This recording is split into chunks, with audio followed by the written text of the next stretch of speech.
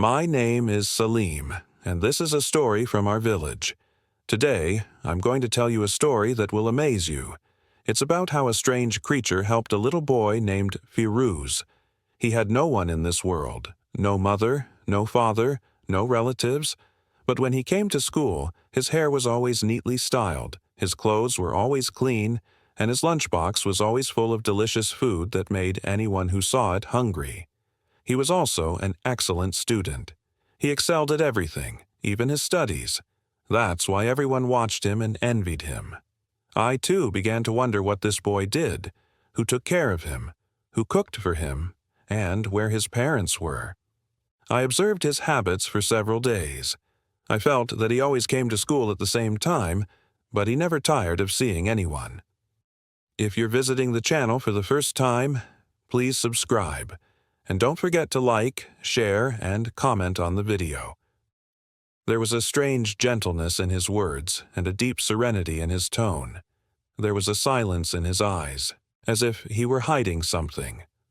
All day long he kept a small plastic container in his hand, usually filled with biscuits or chocolates, but he never gave it to anyone. I never saw his lunchbox open. He always ate alone at the end of the school day. One day, I decided to follow him.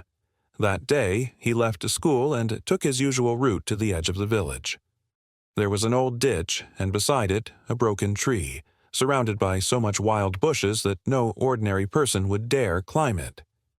When Firaz reached the tree, he paused for a moment and looked up at the sky as if someone were pointing him out. Then, suddenly, a ditch appeared behind the tree. I was startled. I reached the same spot, but there was nothing there. No path, no sign, just silence. The wind was blowing and my heart was racing. The next day, I saw him again, in the same clean clothes, with the same dark hair and the same mysterious calm on his face. I asked him, "Where is your home, Firoz?" He was silent for a moment, then said in a low voice, "I'm here." "How did you get lost behind that tree yesterday?" I asked him. He didn't even smile. "Me," he said softly. I didn't go anywhere. His words only fueled my suspicions, but that wasn't all. There was something else strange. If he did something wrong at school, no one would reprimand him. On the contrary, everyone loved him. But if we made even the smallest mistake, we were punished because it was a boys' school, and there was no hope of mercy there. Sometimes he would suddenly stare into an empty corner of the classroom as if someone was there that only he could see. Some of the boys even saw him talking to himself. It got so bad that it reached the headmaster, but Fairuz innocently said, "I was just remembering my lesson." And the best part was, the headmaster supported him too. That was the strangest thing for me. I wondered what the truth was. Then I set off to follow him. What I saw that day shook me to my core. Fairuz was standing behind the same old tree. It was perfect and green, as if a shadow was moving within it, in the same light, as if someone sensed its presence. I moved a little closer, but as soon as I took a step, Fairuz vanished, and the light went out in an instant. I stood there as if life had drained from my legs. My heart knew this wasn't normal. This was the work of a mysterious being, a force protecting Fairuz. But why? What was this realm? No one had been able to discover it yet. Now I was absolutely certain that Fairuz wasn't an ordinary human being. He certainly wasn't human. But what was it then? How could I tell anyone? Even if I did, perhaps no one would believe me. First, I learned about the tree Fairuz used to go to every day. I discovered it was hundreds of years old, and the villagers didn't think it wise to go near it. They said the story of this tree was very dangerous. I'd heard that an old jinn lived there, and many had seen him with their own eyes. The tree was also his home. It was also known in the village that if anyone did anything unclean near this tree, like throwing away a cigarette, spitting, or even making a pact with the tree, the jinn would become very angry, and those people would never be seen again. I asked the village elders, and they too were frightened. They said the tree wasn't an ordinary tree, but the home of a monster-like creature that had lived there for centuries. People said that anyone who went to this tree at night never came back alive.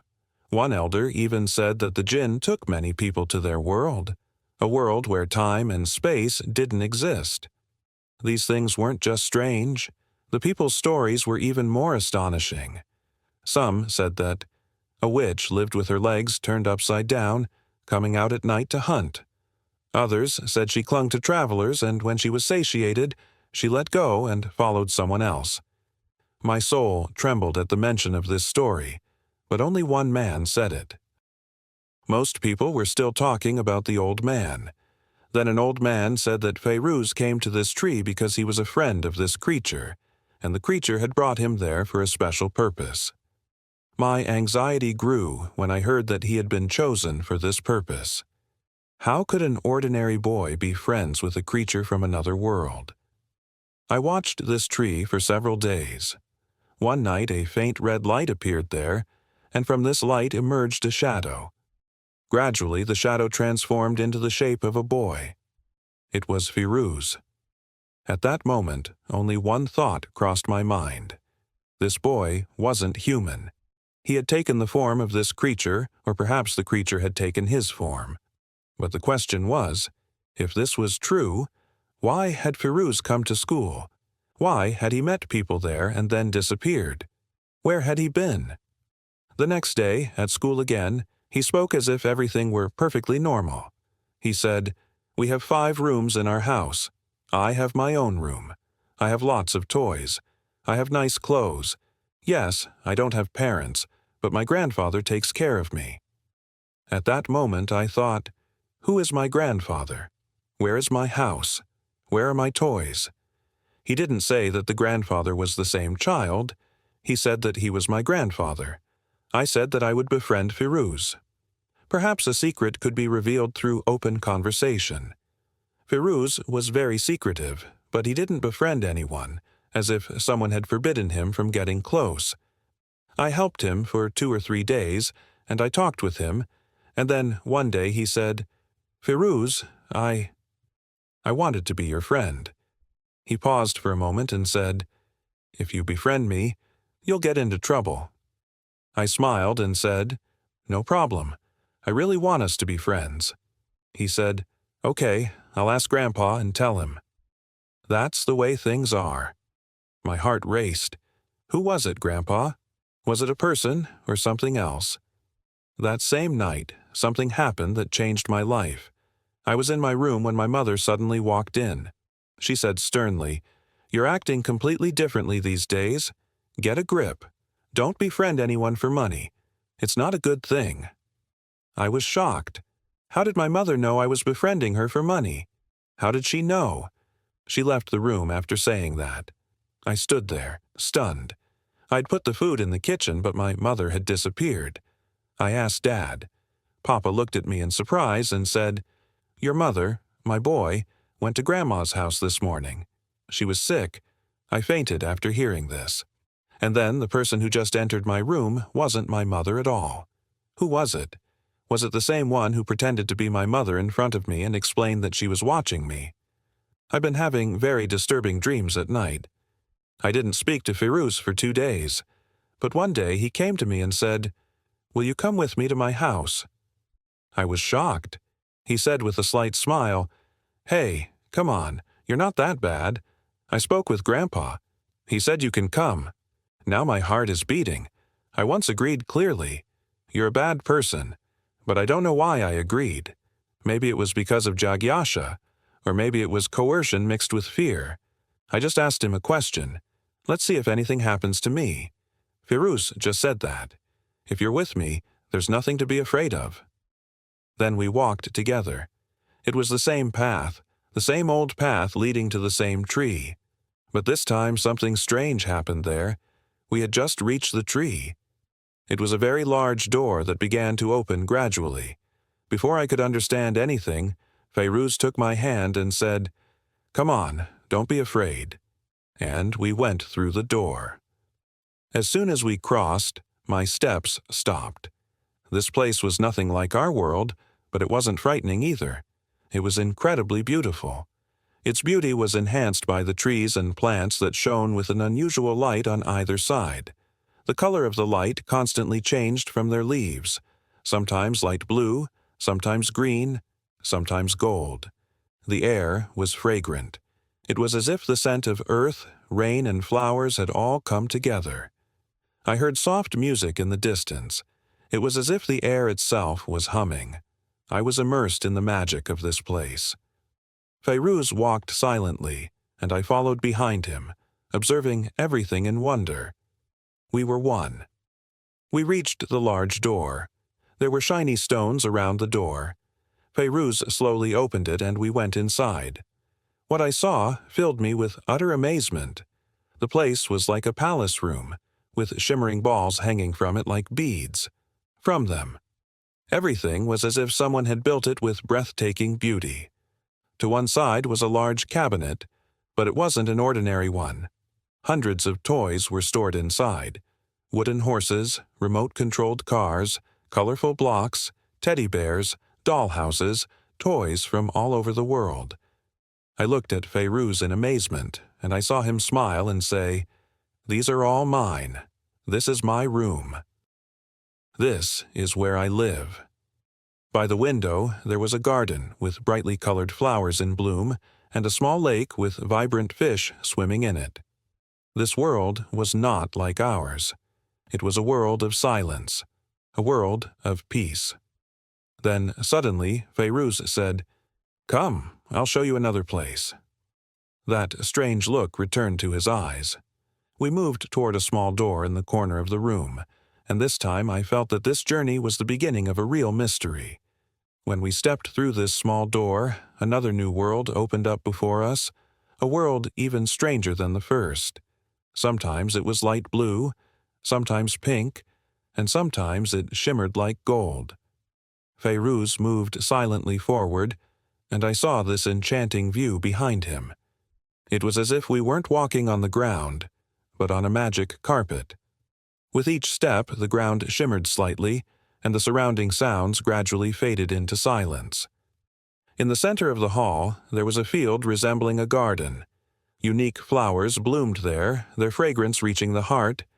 Each flower had a different color, as if it held within it a memory, a feeling, a hidden story. There were also some trees whose leaves glittered like stars, and small streams of sparkling water flowed near their roots. Tiny creatures lived in this water, which changed color with the light. Feiruz said, "This is my world. Here I play, study, and relax.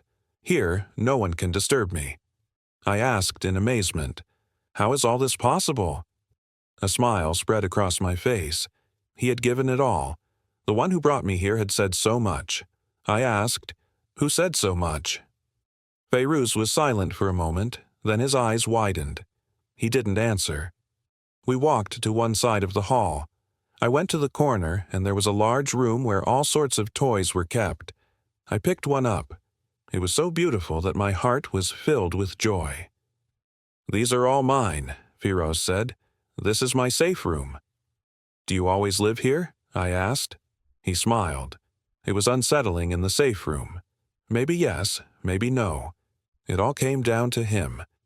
In the other part of the room, there was a large table laden with various kinds of fresh fruit, fragrant bread, sweet dishes, and colorful drinks. I picked up a mango. As soon as I tasted it, my eyes widened in surprise. I'd never tasted such a sweet mango in my life. "Here," Feiruz said, "all the food is prepared automatically. There's a strange power in this place." "But doesn't your mind ever want to leave this place?" I asked. He was silent for a moment. Then he said, "Sometimes I think, and then I remember. There's pain outside and there's peace here." After a while, I said, "I must go back now." "All right," Feiruz said, "but come back soon." I moved toward the door, but as I was about to step out, a fog began to descend before me. For a moment, everything vanished, and the next, I found myself standing at the foot of the mountain from which the journey had begun. I took a deep breath. There was no fear in my heart, only a strange peace.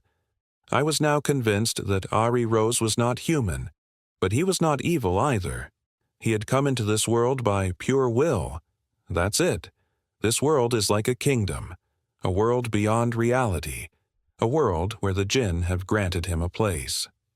That night I was sitting in my room thinking about everything, when suddenly there was a slow knock at the door. Then it opened of its own accord, and a light spread inside. An old man stood before me, but he was no ordinary man. The lines of time were etched on his face, but a strange gleam crept into his eyes. His hair was white. His tall body was dressed in old clothes, but there was a mysterious light emanating from him. I asked him in a lustful voice, "Who are you?" As I turned to stone, he slowly approached me and said, "I have come to tell you the truth about turquoise, for you have the right to know the truth." I asked the old jinn how all this had happened. He was deeply moved. He said, smiling, "My son, this is my power. I am an old jinn. I have lived near this tree for centuries. This tree is the gateway to my world, and I protect it." He continued, "This child." He looked at me and said very gently, "Salem, don't think ill of him. This child lives in a realm beyond your comprehension, but his heart is pure. I kept him with me because I wanted him. He is a blessing to me, a gift from fate, and I don't want anyone to harm him." I listened to him in silence. He added, "Feyruz considers this place his home. There, all his wishes come true. There, he finds peace, and I want you to understand this and trust him. If you are his friend, learn how to protect him." Then he hid there for a moment and said in a low voice, "I'm telling you all this so you understand why Feyruz came into this world. Why was this place so important to him?" I bowed my head and said, "I promise you, I will protect this kingdom." He kept looking into my eyes as if he had touched my heart and said, "I knew you would understand." He said this, then got up, walked to the door, and vanished like mist. That night, I sat there thinking for a long time.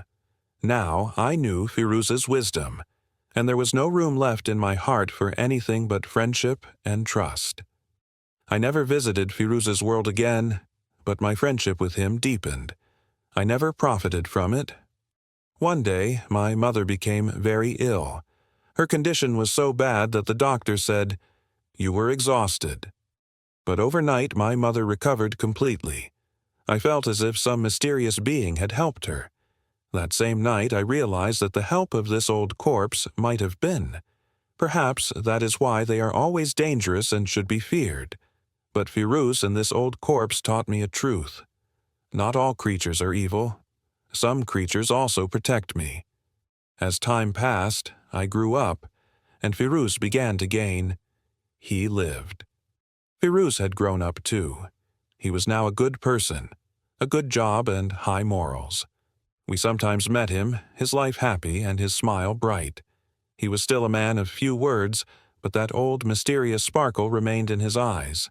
Sometimes he would joke about his world, then smile back, as if he wanted to hide something. I asked him one day, "Do you still go to this world?" He laughed and said, "Sometimes, yes, but now this is my home, my wife, my life." If people are told, they become a burden instead of a kingdom. I felt that Feyruz's life was a story of love, protection, and secrets. This old corpse had not only saved a child's life, but had also built a bridge between two worlds, a bridge of love. And I, too, learned this lesson. One day, I thought that perhaps the greatest secret in life is helping someone without any hope or greed. This story settled in my heart. I understood that Feyruz's story was not just the story of a child, but the story of a corpse's love. A love given from his heart, without any desire for revenge. He supported a wounded child, saved him, and gave him a world. It is imbued with rebellion, belonging, and peace. I have given this Raji's a place in my heart and made it a part of my life. Even today, when I meet Feyruz, we often talk about where good people are found in life, And I always say that good people are everywhere, whether they are human beings, in this world, or in heaven. It is important that we include in our prayers that everyone we meet be kind-hearted. Firuz now lives with his wife in the house he built. Love and peace pervade his life. Hidden within this Raji's is the love of an old man, the story of protecting a child, and the beauty of a magical world. When I look at his life, I feel comforted and pray with all my heart that this Raji's will always be safe and that our friendship will always be strong. For life has taught me that there is no greater blessing than love and protection. The procession is still standing on the outskirts of the village. Firuz is now busy with his life. He has a good job, lives with dignity, and is sure to become a good person there because he was raised in love, not in a heart. Yes, one truth remains. If anyone looks at Firuz with ill intent or tries, if you harm him, the jinn will pursue you and misfortune will befall you. His protection continues to this day because he remains trusted in someone's heart. He came to me once to explain, because my intentions were initially unclear. I was simply confused about Firuz's judgment. But when I changed, he showed me no hostility. Instead, he accepted our friendship. Even today, peace reigns everywhere. Firuz is present in my life as a friend, and that old jinn still protects him from afar.